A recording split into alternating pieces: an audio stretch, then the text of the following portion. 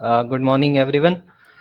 Myself, Sanit Gupta. I am EPR manager at Climate Sustainable Services Private Limited. Today, we'll be having a discussion on upcoming compliances for various industries involved in automobile manufacturing as well as scrapping. Uh, with us today, we have Mr. Subodh Singh from Skoda Volkswagen joining us, as well as we have Mr. Mitesh Rathore from VE Commercials. I think he has lost his connection. He'll be joining us back soon. Uh,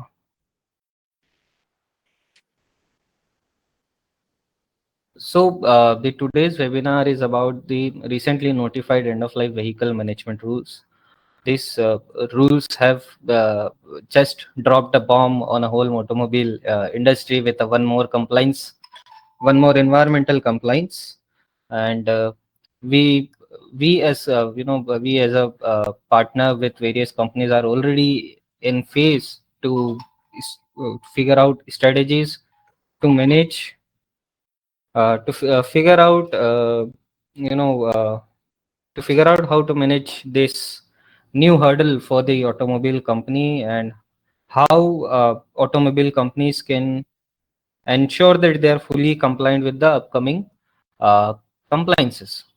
Uh, we'll just look at that what are the current EPR regimes that are already in place for the automobile sector. So can you please confirm once if the screen is visible, if the content is visible? Yes, it's visible to me. Yeah. Thank you so much for confirming.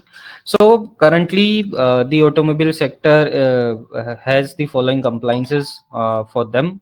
That is plastic packaging, then EPR on e-waste, battery waste, used oil, waste tire, right? And now another end of life vehicle compliances have been put in place by CPCB to handle the automobile waste as well. Uh, just talking a little about why automobile sector has these regimes on them is number one, uh, all the automobile sector is producing either OEMs or the vehicle themselves and are wrapped with the plastic packaging at the time of delivery. Hence, they have got the responsibility of managing plastic packaging waste. Uh, for the vehicles which are heavily battery operated and the batteries are packed bundled with the vehicles, in such cases, battery waste EPR compliances are on the automobile sector. Then there's e-waste, wherein the electronic components of the automobile are covered. Then used oil, so the oil either sold during the service phase of the automobile or during the delivery phase, the whatever is delivered by the automobile companies, the used oil compliances have to be made. Then are the waste tire. If there is any import of an automobile with tires installed, then the automobile company has responsibility of all those waste tires as well. Moving forward, another new compliance, that is of end of life vehicle, has been introduced. This was introduced on 6th of January 2025 and will be effect from the 1st of April 2025. So it's very little phase where the companies have to establish processes in order to extract data and file compliances and as well as register on the EPR portal. Then these rules must be read with the various other rules, including Motor Vehicle Act, Motor Vehicle Scrapping Rules, then Hazardous and Other Waste Management Rules, and the Central Motor Vehicle Rules 1989. Why so? Because there are a lot of references back and forth from these rules in this current newly notified rules. Uh, Sir, is my pace okay with you, or should I slow down? If anyone from the audience can also give an input on my pace, because I tend to speak a lot fast. Yes, I just have one. Because we are going through this slide, so Sir. I think after this rule, which has been now in place from 6th of January, we have to wait for some time because CPCB has to provide the entire standard operating procedure, Yes, and sir. also So they have to launch their SOP, website. So SOP once and they the do website are so, yet to be introduced. Yes. yes, so I think they will take this 6 months into that, and after that, the industries can or manufacturers or recyclers. After that, they can start their So of registration on course, the website. So I think it yes, will take yes, some time. yes. So we have seen this. Yeah, we have seen this pattern in other EPRs as well.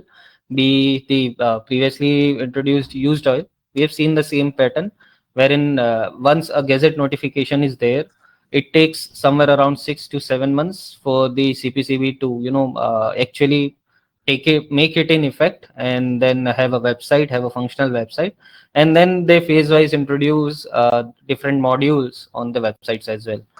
Yeah, Yeah, but that's a given thing. And then also the registration process does not start on the day one as soon as the website is live. mm, It takes another 3 to 4 months to it to be functional.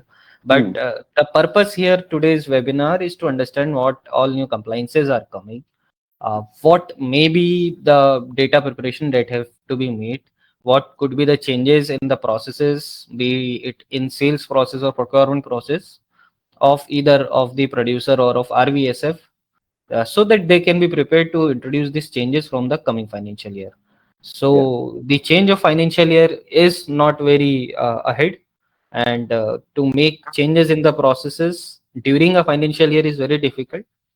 So we believe that it should be introduced from the 1st of April itself. mm, And this webinar is aimed at, webinar is, uh, it is here to understand the compliances, what would be the requirements, supposedly, roughly, and how the processes can be, can be improved so as to, from future, the data collection become very easy for the companies. yeah, Uh, Moving ahead. So, why ELV is important? Of course, it gives environmental protection. The another once since there's already RVSF rules in place, whereas the scraping has to be done in a certain SOP, through a certain way by certain registered facilities. This was done to ensure that the vehicles are deregistered, the vehicles are properly sanitized, and then depollution and dismantling and recycling of the particular components in the particular registered facility could be done easily. Then there's another importance is the resource recovery. So the circular economy gets boosted, will get boost through this ELV management. Uh, there will be economic benefits for the companies producers as well as for the RVSF and the refurbishing industry as well. The producers can have better supply of the recycled material instead of the virgin one, and which we believe will be economically helpful for the companies. And of course, it will improve the public health. It will contribute to cleaner air. Uh, yeah. Moving next. So, what ELV management rules? What's the role that they are going to play? So these rules, provide a comprehensive framework how the ELV management will be happening, and who is responsible for what part of the process, who will be scrapping the vehicle, who will be recycling a particular component of the vehicle, and how the producers will be held responsible to ensure that this happens at the scrapping facilities. Then there's concept of EPR. So ELV management rules also provides for the EPR in themselves, whereas the producers will be obligated to meet scrapping targets. These targets would come on basis of the steel that was used in this vehicle during their introduction to the market. Then this will also encourage vehicle scrapping, and it will ensure that none of the scrapping vehicle is on road and is functioning on road, which is an environmental hazard, which is a safety hazard. Then it will also facilitate responsible recycling. So as the EPR would come in, there would be more and more RVSF. As we can see today, there are roughly 141 RVSF registered in India, and somewhere around 50,000 vehicles were scrapped last financial year. We believe that with the introduction of EPR and as well as with the more and more awareness of the registered recycling vehicle facility, registered vehicle scrapping facility, and the benefits under the scrapping rules are provided to the consumers, they will also encourage the deposit and the scrapping of vehicles at the RVSF only.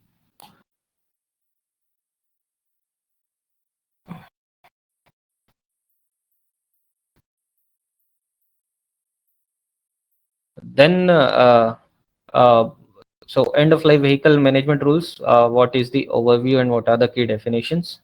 So the end of life vehicle management rule covers both transport as well as non-transport vehicle. Again, so this term transport and non-transport vehicle are coming from the uh, are coming from uh, going back are coming from Motor Vehicle Act. Uh, the transport is something which is being used for transport, and non-transport vehicle are the passenger vehicles.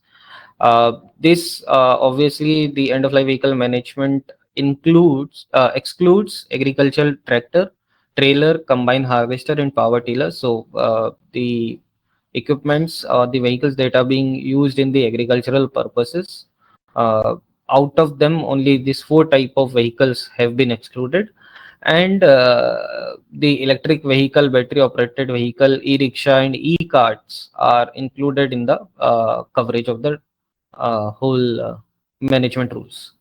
Then there are various definitions. Some important definitions are what is end of life vehicle. So the rule is end of life vehicle management rules 2025. But what is the definition of end of life vehicle? So end of life vehicle is a vehicle which is certified as end of life as per uh, the vehicle scrapping rules. Yes. They are, if they are, once they are certified as end of life vehicle, they are not, they are supposed to be deposited to RVSF within a month, and then sent for the scrapping. uh, Either they should be submitted to a collection center, or they should be sent to registered vehicle scrapping facilities. Then comes the definition of various stakeholders. First are the producers. So who are producers? So producers are those uh, who are introducing automobiles in the market. Then so producer are the producer of the vehicle, right? And they are introducing vehicle on the market. Then there are registered vehicle scrapping facilities. So RVSF, the term registered is added with the VSF is because they have to be registered under the vehicle scrapping rules, and has to be a registered RVSF with the Transport Ministry. Then there are manufacturer. Manufacturer are those who are manufacturing vehicles but are not selling directly in the market, but they are selling it to producer, and the producer are then selling them under their own brand name. Okay. Then there are bulk consumers. So bulk consumer will include mostly the transport agencies and the bus companies, wherein if a bulk consumer is someone or an entity who's owning more than 100 vehicles. uh, then comes the EPR. So EPR is a mechanism wherein the producers are held responsible for the environmentally sound management of the waste generated through the products. Uh, in the scenario of end of life vehicle management rule, the producer will be held responsible to ensure the environmentally sound management of the end of life vehicles.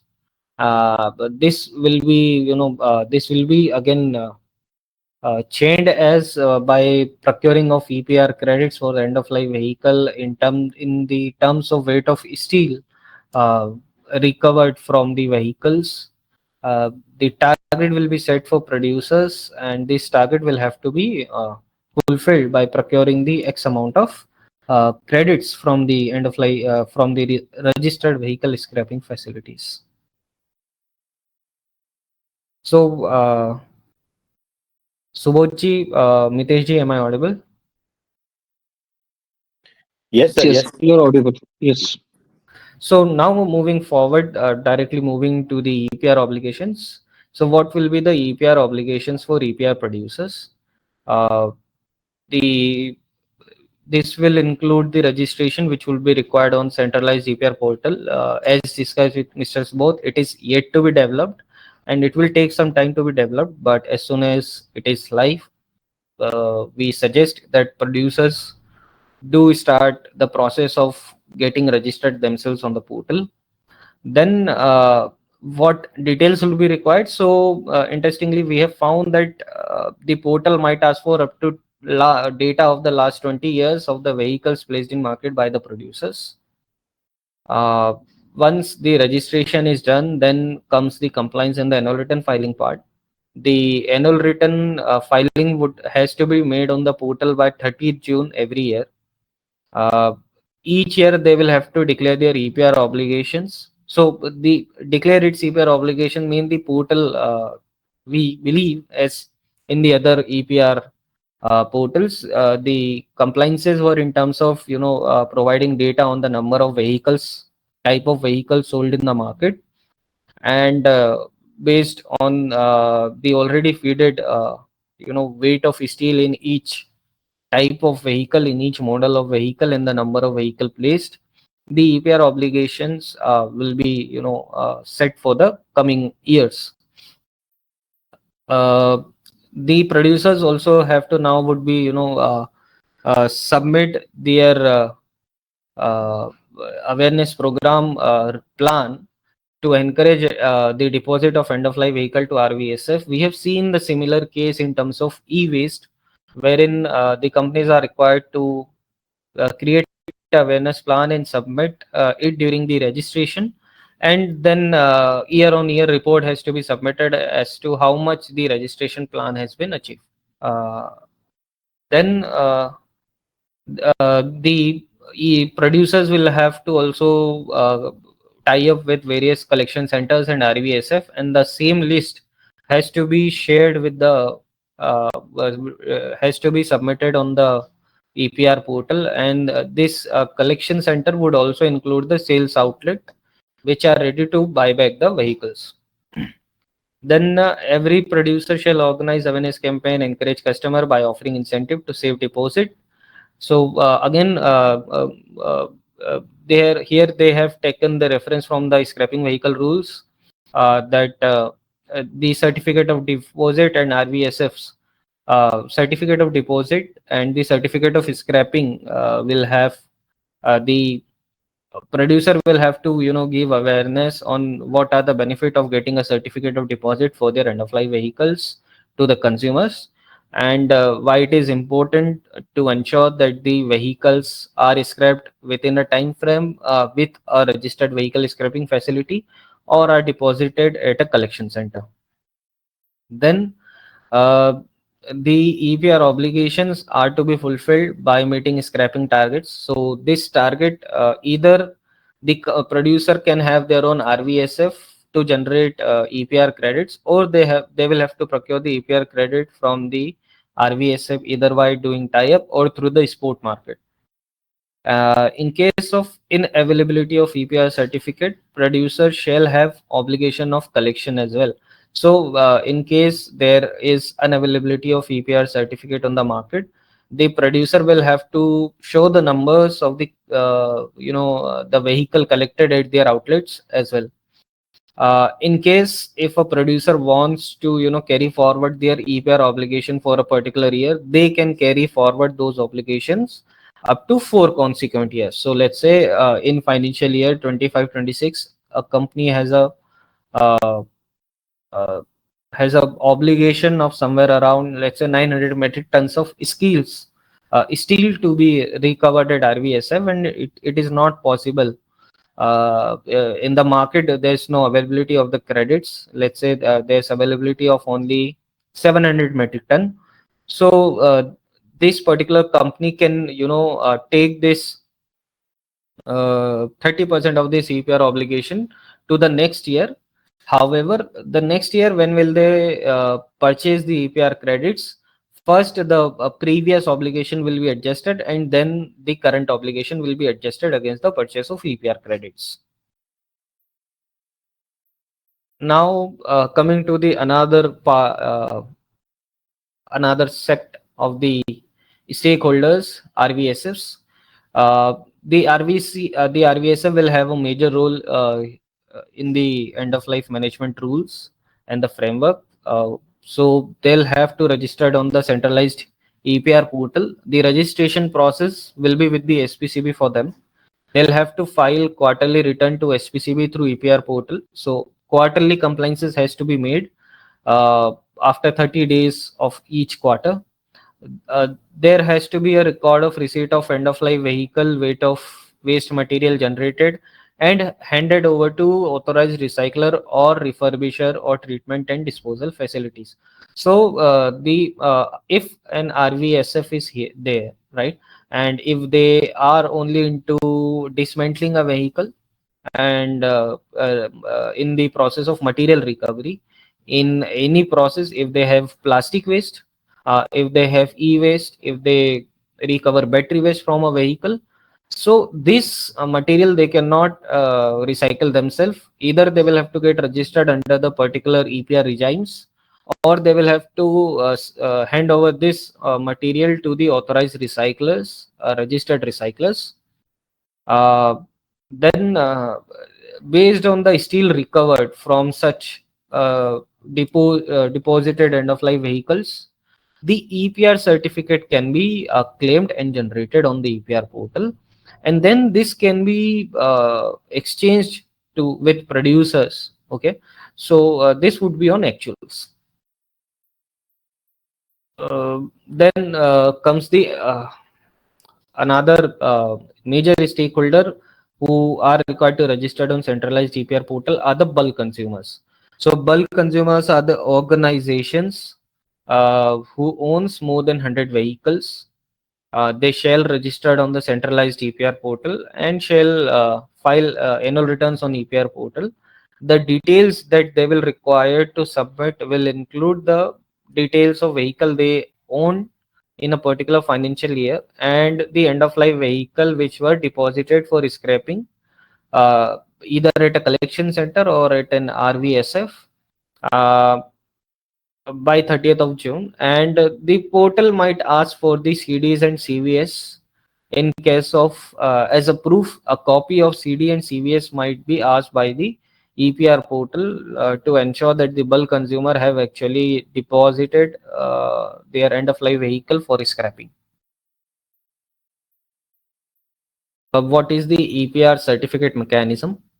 So the EPR certificate will be issued in favor of RVSA by CPCB through online portal.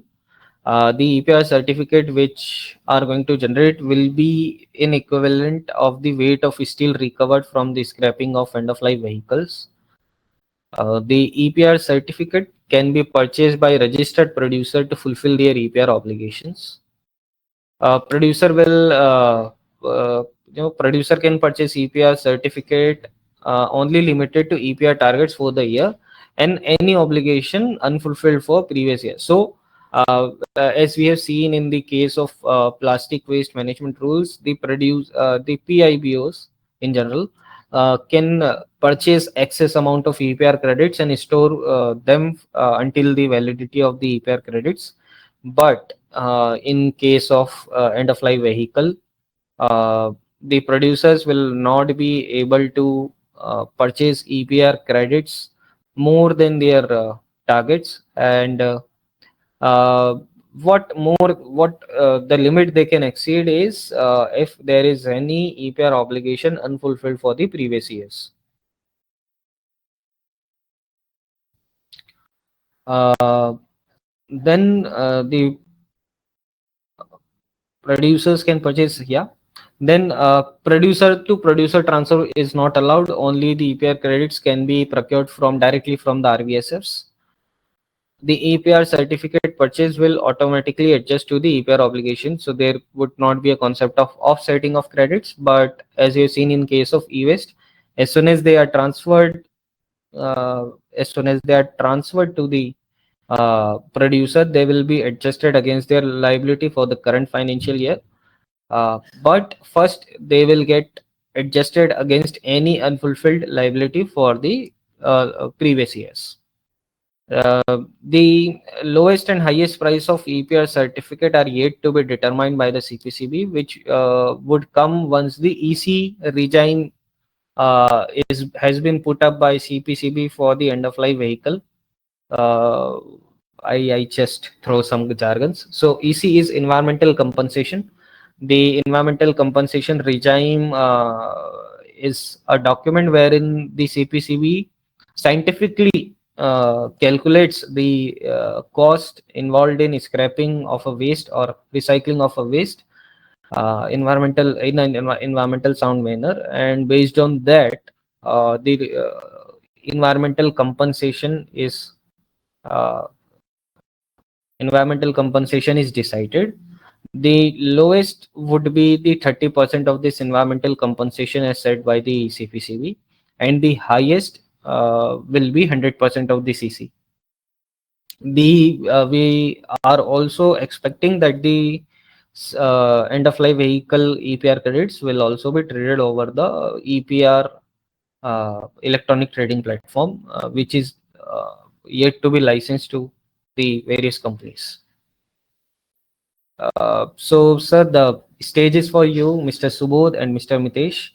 Will like to, I would like to understand what are the challenges that vehicle companies will be facing because of the new compliances that are going to be introduced. Mr. Subodh. Okay, Sanidhya, first of all, thank you very much that you had given a very detailed overview of this EPR of the end of life vehicle. Actually, the concept is not new because we have already implemented 5 EPRs, so we know how the management is going to be, and what is the expectation from Central Pollution Control Board, and what are the things what we have to take care. But of course, as you have mentioned, there are certain challenges actually, and these challenges are not only on the commercial part, but a rule itself is framed in a way that industry is not able to understand that whether this is mandatory for the consumers and bulk consumers to deposit their cars after every 20 years, or it is a voluntary requirement. There is some clarity required. Second thing is that how do we differentiate between commercial and non-commercial vehicle? Is it also applicable for passenger vehicles actually? And what will be the criteria for their end of life disposal? Then third question from my side is that what is the definition of steel? I mean, this is only talking about the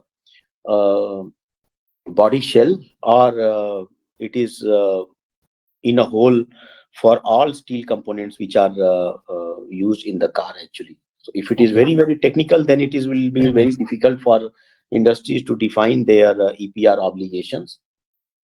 And then last couple of questions are, one is related to the penalties. This is one.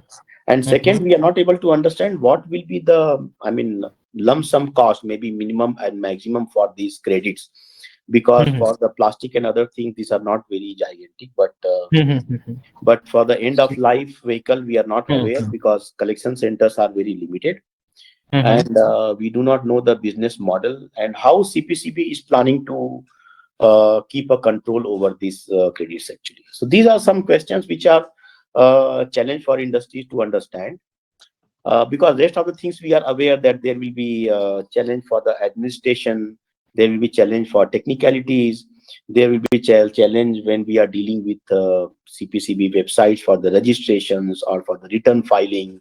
So these things are already there and we are okay to deal with this, but the Technical part is from technical part, yes. we are still Yeah, hunting for so answering just some things of like your questions, yeah.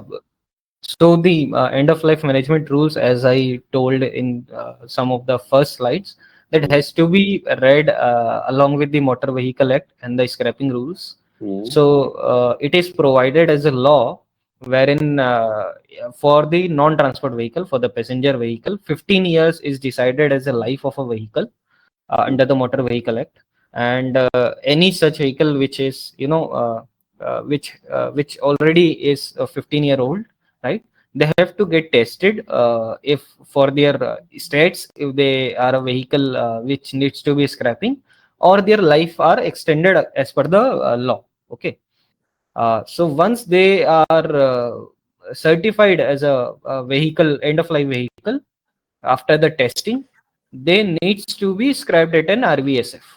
Mm-hmm. However, the implementation is uh, not good under the Motor Vehicle Act, but we will have to see how the Transport Ministry is going to help on this matter. And then the question with respect to the penalties. So as I've already told, the EC regime is yet to be decided by the CPCB.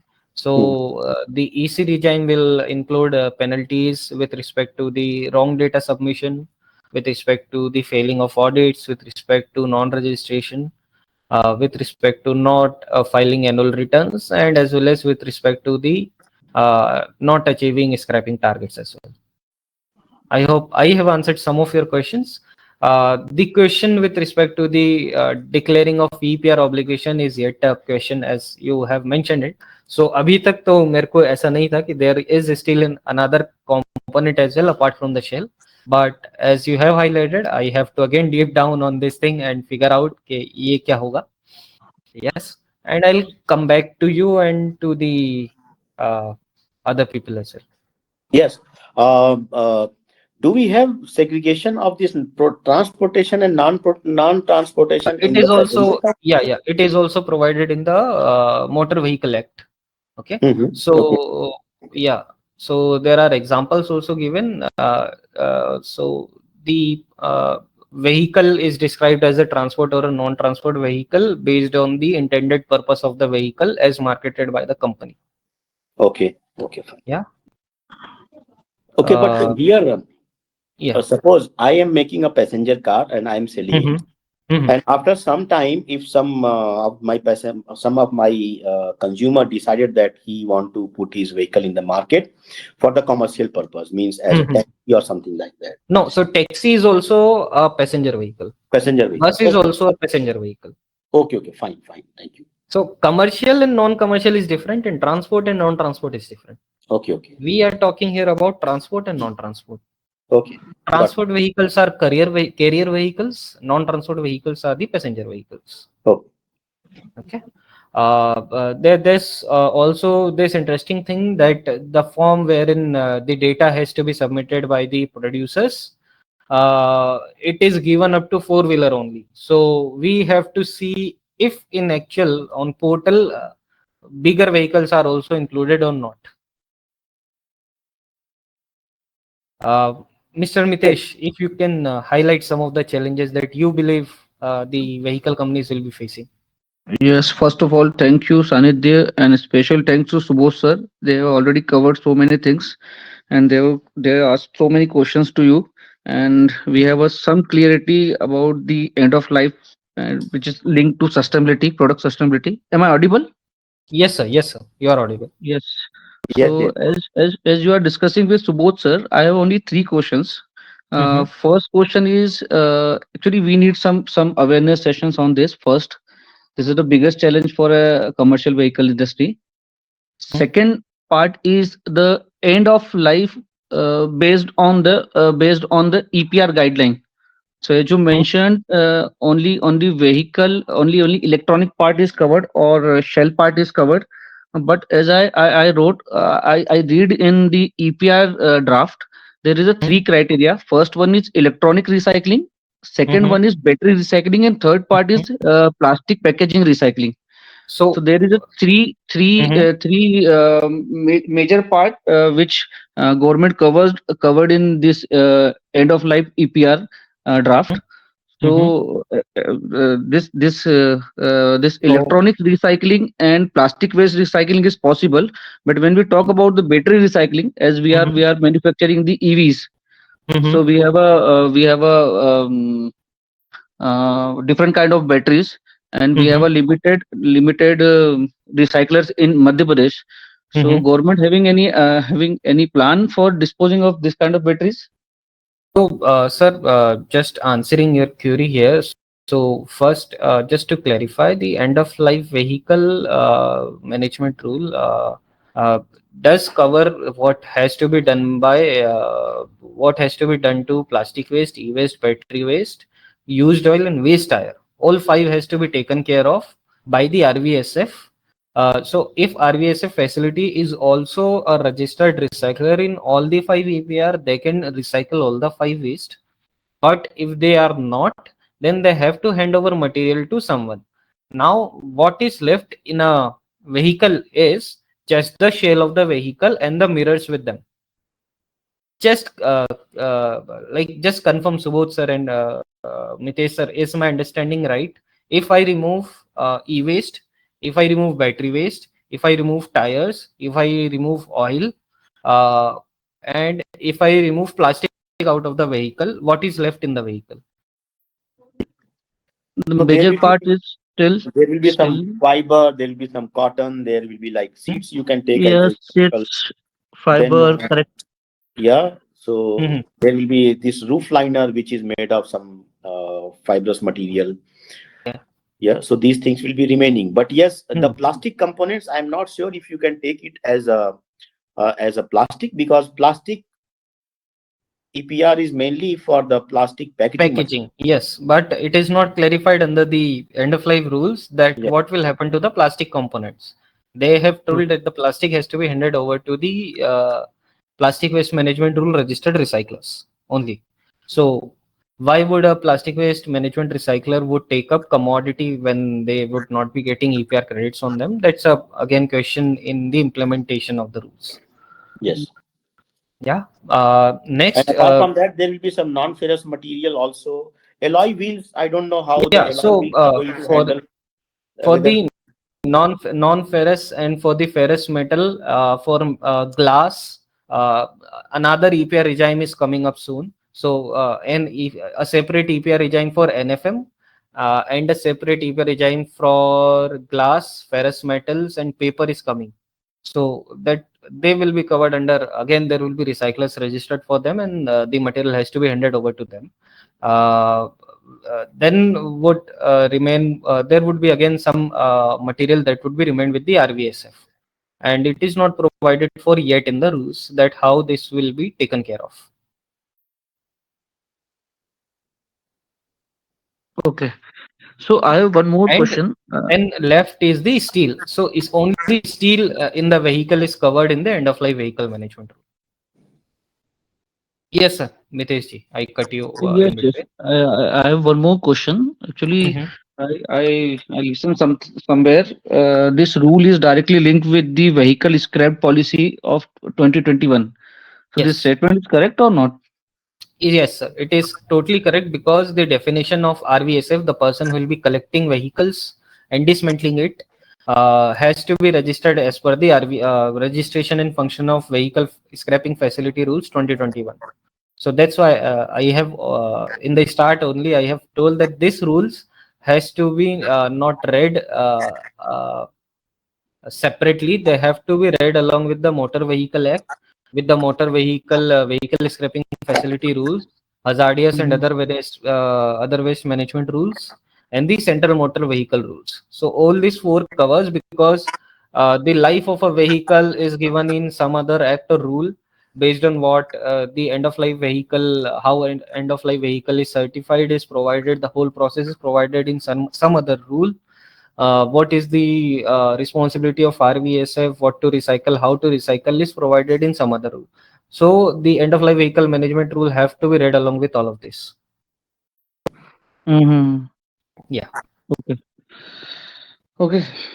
Yeah. So I think for Uh, now this information is sufficient for us. We will again connect with yeah. you, with our design team and our marketing guys. Sure. And if they will have some more questions, so we will take the clarity on that. Sure, sir. Sure. No issues with that. So moving forward. we have the Q&A round. So we'll be taking questions from the audience if there is anyone.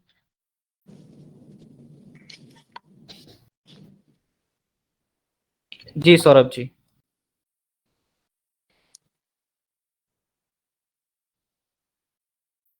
Meanwhile, let's discuss what are the key takeaways. Ji Saurabh ji, if you can hear me. Anandji, well, thanks for conducting this seminar. I just got an invite a couple of days back, so I thought it was a good information session. Just to introduce Mhm. myself, I am a RBSF owner in Jaipur. I run a facility by name of Ganganagar Vahan Udyog, which is a Tata Revise franchisee facility. So Okay. I think a couple of things which I would like to ask is that, as you said that it is, right now it is only covering, the form is covering only up to four-wheelers. But what I understand, obviously, commercial vehicles are also large commercial vehicles like 10 wheelers, 12 wheelers are also part of automotive system. Yeah, so the form that is provided in the gazette notification has only fields for the four wheelers. But Yeah. what I have also said this also, that it would be clear once the portal is live. So if the portal Wonderful. will be asking for a bigger vehicle, then the Yeah. EPR would turn to bigger vehicles as well. Bigger vehicles also. Because mostly Yeah. non-transport vehicles will be larger vehicles, most of them, Yes. Yes. if not Yes. all of them. But one more Yes. thing I would ask you, right now, we are able to generate CODs as a RVSF for construction equipments also, which are like, JCB machines, backhoe loaders, or cranes. Mm-hmm. So Mm-hmm. will this EPR regime be applicable to these vehicles Yes, also or yes, not? yes. They are not Uh, excluded. So only four type of vehicles are excluded: agricultural tractor, agricultural yeah, trailer, yeah. then there's power trillers and harvesters. So they have given an exclusion list actually. So I guess Yeah. everything is So included. yes, Yeah. yes. So I've been operating this RVSF for last 3 years. Obviously, it has been a Mm-hmm. very challenging Mm-hmm. journey, but now things are improving on the ground. What I Mm-hmm. understand, though, our discussion regarding how to assess the value of steel. Again, I mean, I really don't have a clear answer to that, but just to what I believe and what I've discussed with Tata Motors as an OEM also. I closely work with Tata Motors. So all the plastics or other things which we sell, we actually have to sell it to as per CDCB norms to an authorized seller only, and we acquire that Form 6 or Form 10, which ensures that we have disposed. So I think whatever goes to a lot of these authorized recyclers, whatever is left over is sold to approved steel recyclers. Mm-hmm. And what I understand, Tata Motors, we will be able to generate APRs on the steel GST invoice of the steel which we raise to these approved Mm-hmm. recyclers. Even Mm-hmm. the parts which we are able to sell as reusable parts will not be able to generate APRs on that. If I'm not wrong, that's what we have a general broad understanding. If that is right, wrong, or you can add anything to that. Uh, as far as I remember, the EPR credits can be generated from the steel recovered from vehicle or any parts including. Yeah. Any part. And Yeah. third point, which this policy has mentioned little openly, that the it is EPS can be generated not only on the vehicular scrap but also the scrap other scrap of the OEMs. So, like for example, Skoda, Mr. Subodhji was there. So now, if they are generating some warranty scrap, or if the dealership would be processing warranty, and there will be scrap generated in that process. So, Mhm. if what we are understanding, can that scrap be also used to generate EPRs or not? So for generating EPR credit, it can be, but for the if there will be EPR liability on OEMs, it is not yet mentioned in the rules. Yes, yes. So this was my question when I asked that what Mm-hmm. will be considered as a steel. So if I am scrapping some component, Uh-huh. Uh-huh. how it will be considered? This will be No, this will so be considered as steel or as not? of This is my now, yeah, sir. So as of now, the form that is being printed in the e-gazette, it only covers a form wherein you have to provide details, as in uh, type of vehicle, what type of vehicle, in which year it was introduced, and what was the steel in it. That's it. So there's no detail being taken as for the sales of OEMs in a particular year or a replacement of OEM in a particular year. That is not yet included in at the part of producers. But at the part of RVSF, it is provided that the any vehicle recovered from vehicle as well as the other material of the automobile industry can be claimed for generating EPR credits. Okay. At one Uh, side, they have not included yet for creating liabilities, but at another side, uh, for incentivization, they have provided it. because so Sanadip, to just to tell you this last thing, To some extent, some of the OEMs were also, interpreting as their virgin scrap can be the scrap which is produced during the manufacturing process. So I think some Consumer, right? clarification, yeah, can be also used to generate EPRs, which I think MOFCC will probably release a clarification on that part in some time. We So, raised that point through MRAI to the mhm, MOFCC already. mhm, mhm. So that So was one. it is not yet clear, sir. So Not it yet is clear, yeah. only on, yeah, it is Yeah. on post-consumer waste only as of now. Post-consumer based only, yeah. That's Yes. by definition of EPR, it should be like Yeah. that. Yeah. So that's all. Yeah. That's all I had to say. Thank you very much. Uh, One more, sorry, is, one just thing. yeah. Yeah. Will it be possible for you to share the presentation to us in our email? Is that okay for you? You can Or drop me a mail. You can drop me a mail just at mail info at, sunny@climator.com. I'll can share you it. just put it in the message box or something? I can just copy it from there if that is possible. Yeah. If you can see my chat, just see.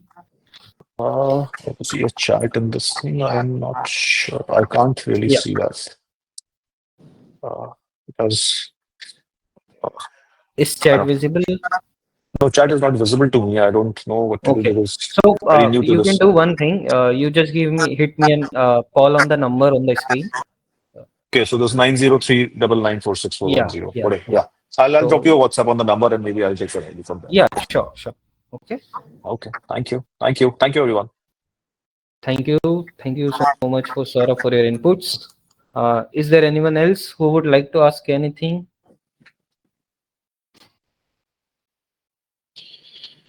Yeah, so I guess a lot of things have already been discussed. A lot of doubts are already clear. There's ambiguity in the rules as of now regarding a lot of things, and with time they will be clarified by CPCB. We expect MOFCC or CPCB will clarify on the other things which are not yet touched by the guidelines. So now, what are the key takeaways from the webinar are that the producer RVSF bulk consumers should understand what is the applicability of rules on their organization. They should move ahead with the registration process as soon as the portal goes live. For registration of producers, sales data of up to last 20 years. So in case of non-transport, 15 years. In case of transport vehicle, 20 years. Data may require for producer to register. Then the producers should start engagement with the collection centers, RVSF for meeting their scrapping and EPR targets, as well as they should also encourage their sales outlet, to start processes for the collection of the end of life vehicles. And then the producer should also take up the awareness drives and campaigns encouraging the deposits of end of life vehicles. So they should plan out these things. As for SVSF, they should figure out that how the data that is being required, all type of data, be it the waste handover to the registered recycler, the steel recovered, or the steel sold to the recyclers. This data is put up, is easy to access for the EHS department or the department which would be given responsibility to handle EPR compliances on your part. And if you require any help, any guidance, Climato is always here to help you out. We are at the forefront of the EPR regime in India, and I would just like to play a short video. I just, I forgot to play it in the beginning. So it's just a little introduction about us. Climato Sustainable Services Private Limited, India's leading environmental consulting firm. Pioneers in both compliance and voluntary environmental initiatives, Climato is the first in India to register a plastic credit environmental networks. We collaborate with organizations like the Plastic Footprint Network and the Ellen MacArthur Foundation, serving over 500 stakeholders across sectors including plastic packaging, e-waste, battery waste, used oil, and waste tires. We lead in cutting-edge, state-of-the-art technologies developed in-house to make your compliance smooth, accurate, and efficient. With a vision for global impact, Climato is expanding into compliance markets worldwide, committed to a sustainable future for all. Climato Sustainable Services Private Limited, your partner in sustainability. Let's turn it green together. Am I audible? Yes, yes. Yeah. So, thank you for joining in, Mr. Mitesh, as well as Mr. Subodh. Your inputs from the automobile industries have been very helpful, as well as thank you so much for all the participants for joining in.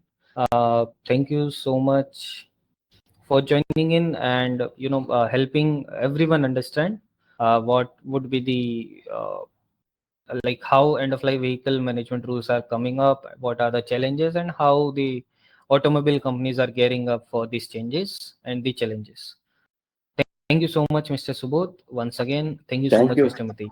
Thanks for bringing all Thank these you. things together. Yeah, it was really very, very beneficial for knowing the things. If you see the rules, these are quite lengthy, and putting this in such kind of short form is not an easy task. So, thanks for making it easy for us, and we will expect that we can come together in future also for more Thank you clarity. so much. Thank Thank you you. so much. Thank you very Thank much. you. Thank you. Have a nice day. Thank you.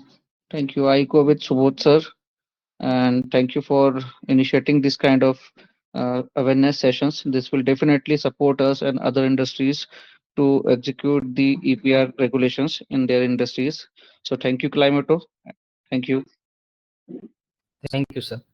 Thank you. Let's hope see each other again in such a wonderful session again. Thank you so much for joining in. Thank you. Thank you Bye bye. again. Bye.